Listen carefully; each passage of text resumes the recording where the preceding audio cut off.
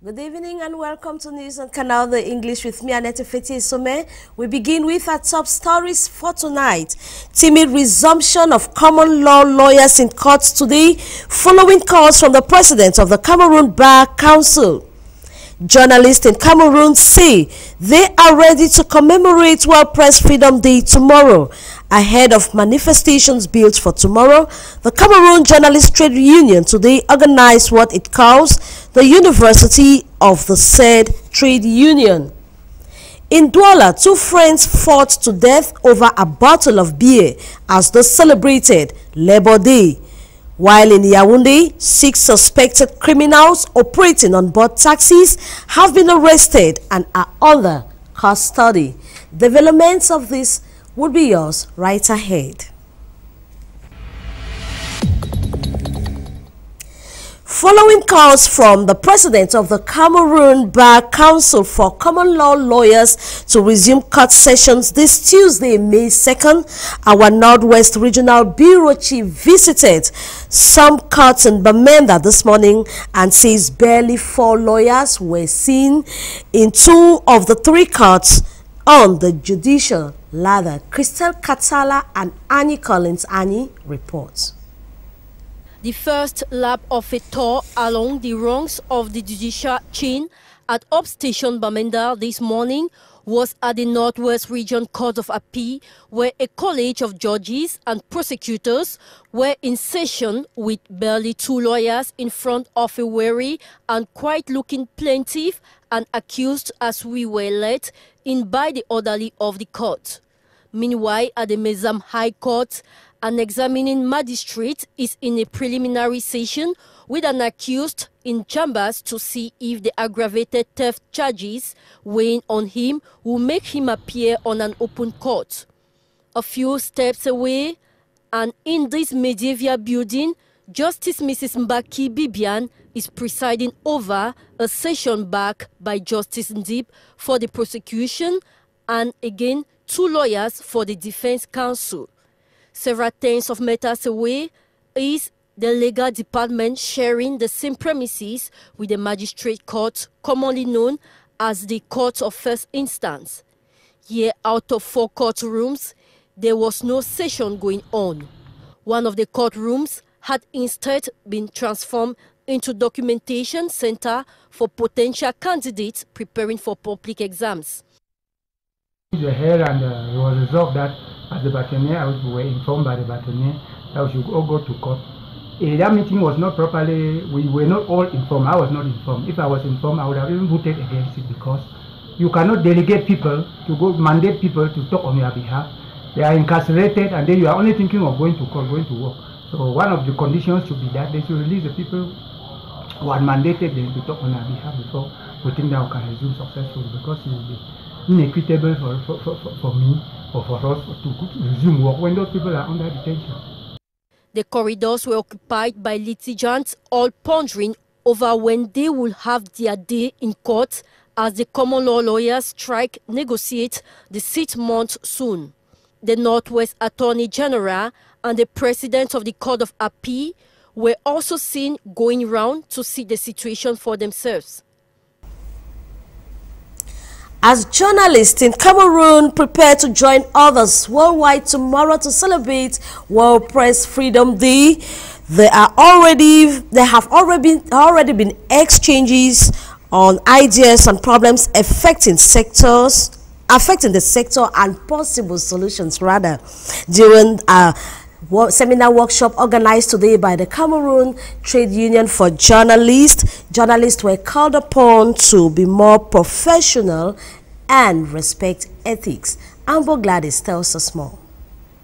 Arbitrary arrests, criminal prosecution of journalists and torture are some recurrent forms of abuse that hinder press freedom in Cameroon. Journalists are sometimes sanctioned for gross violation of professional ethics and deontology by the National Communication Council, and these sanctions include banning of media houses, suspension of programs and journalists, amongst others. This is the reason why the National Syndicate of Journalists in Cameroon, SNGC, are preoccupied with good practices of journalism, deontology and ethics of the profession. The workshop is part of activities to mark World Press Freedom Day on May 3rd on the theme Critical Minds for Critical Times, Media Role in Advancing Peaceful, Just and Inclusive Society. Resource persons at meeting also assess the level of press freedom in some African countries. Let me start with the places that we are not too happy with. A place like Gambia, and before the last administration, that is Yahya Jammeh, because the media was not totally free in Gambia, and we also have examples in North Africa. You see, even in Egypt, we have in Tunisia, the media is operating under a very, very difficult environment. In some West African countries, the press is said to be robust, though not totally free. What then can be done to improve on the conditions of journalists? We need to strengthen the law that will make access to information, you see, really free for journalists. We also have to strengthen the law that will protect journalists against attack, against attack by government agents, especially security agents, then against attack by hoodlums. Participants at the seminar are also exchanging ideas on the management and funding of press organs, trade unionism, journalism, and the social media. We equally have this press release from the Cameroon Association of English-Speaking Journalists Littoral Chapter. It reads, on the occasion of the 2017 edition of World Press Freedom Day, the Littoral Chapter of the Cameroon Association of English-Speaking Journalists, Kamasej D, will be organizing a public talk to mark the event. The public talk on the theme Building Peace in the Minds of Men and Women and the Role of Journalism and the role of journalists in crisis. The talk will take place tomorrow, May 3rd, as from 1 p.m. at the British Language Center in Accra, Douala. Panelists are the Peace Crusader Tumfor Barrister Nico Hale, member of the National Commission on the Promotion of Bilingualism and Multiculturalism. The second panelist is Prince Ngomba Indali, senior journalist working for CLTV, Douala. We continue with news on World Press Freedom Day. An agency known as Media Communication Consulting will be organizing an awards night on the 4th of May to salute efforts of some media organs, journalists, and animators. The goal of this event is to promote peace. Tabby Clarkson. Some journalists and other men and women who debate on radio and television practically on a daily basis on issues affecting national life will this May 4th be compensated for a job well done during a ceremony at the Yaoundé Hilton Hotel. In a press briefing this Tuesday, members of the jury of Media Press Award met with the press to outline certain criteria that motivated the choice of nominees in various domains. Politics, economy, society, culture, and sports are involved. Some of the nominees include Mesanga Nyamding, Owona Ngini, Cabral Libi, or again our own Ghislain Pierre Sono in the presentation of the program Press Review on Canal 2 International. The idea behind the awards organized by Peace and Communication Consulting is to promote the culture of peace and to promote the respect of ethics and deontology in the journalistic profession. Is to first of all recall to journalists that we are supposed to be responsible since our actions influence the society. So it is important that journalists know that although they can't do like census to know what they are doing, what their reports, how far their reports go, but their reports actually affect the society. So they should learn to be responsible when they do reporting. Journalism is for better and not for worse. The names of winners of Press Media Awards will be known this May 4th, a day after the celebration of Press Freedom Day.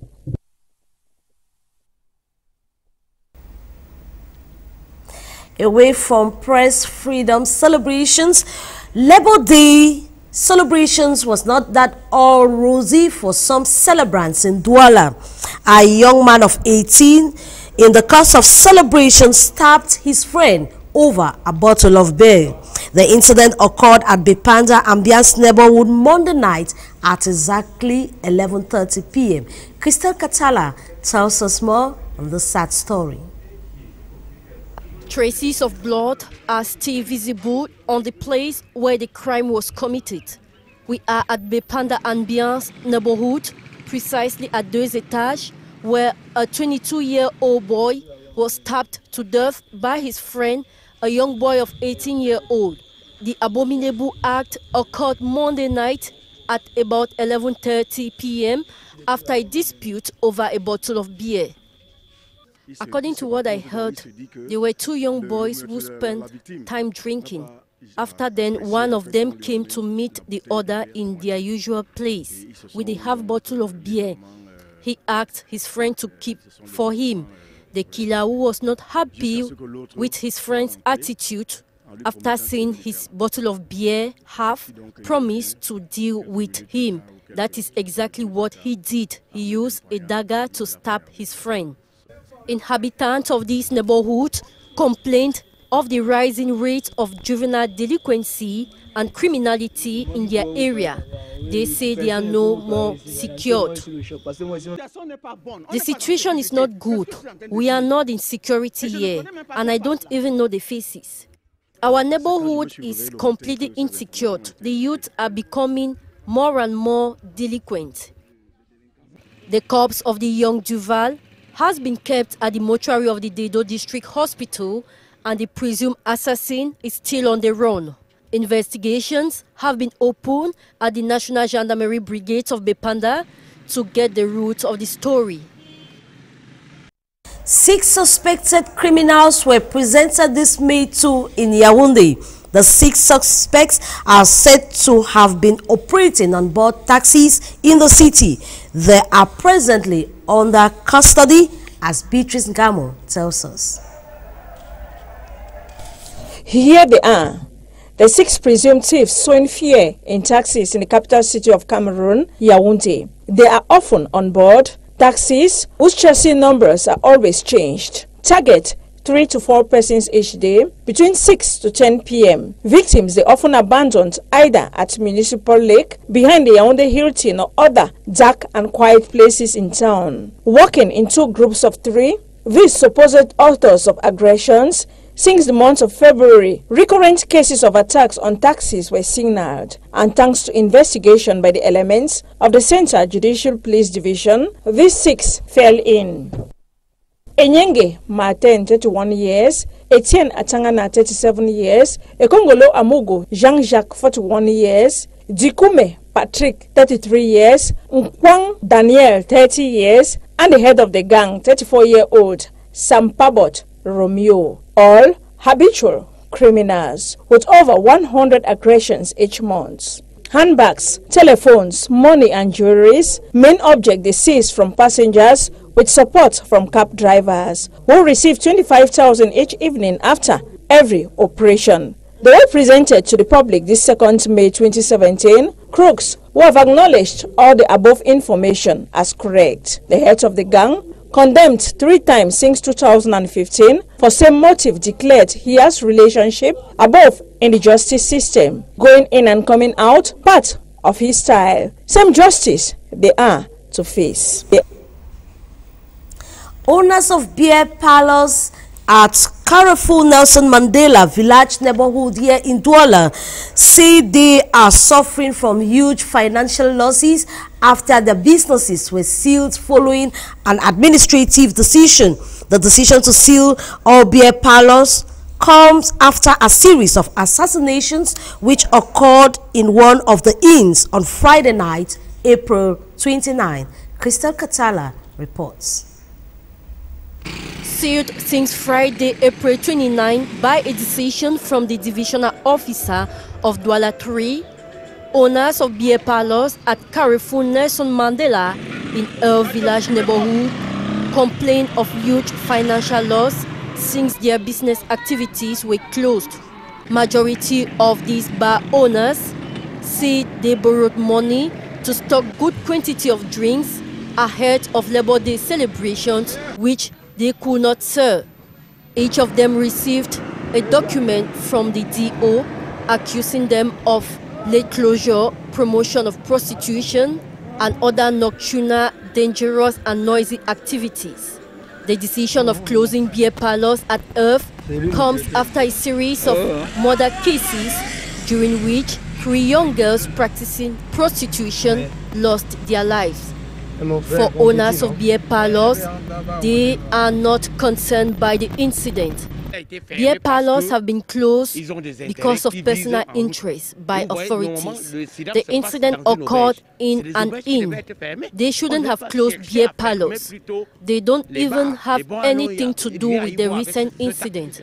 In are concerned by the problem, not beer parlors. For me, it's not any solution. Let them live there enjoying themselves, actually.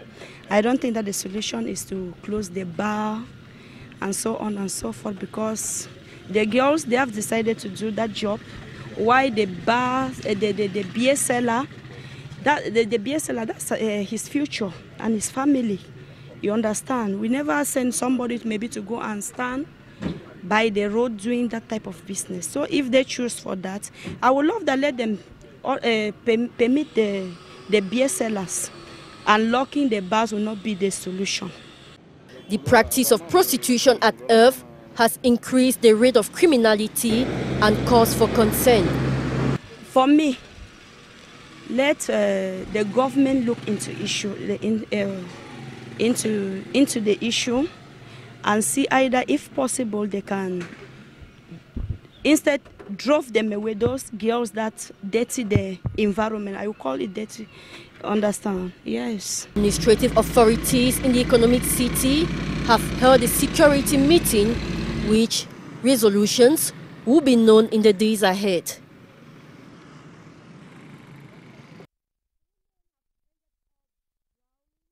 Or dying by drowning in a well in Makenene in the Mbam division of the Central Region.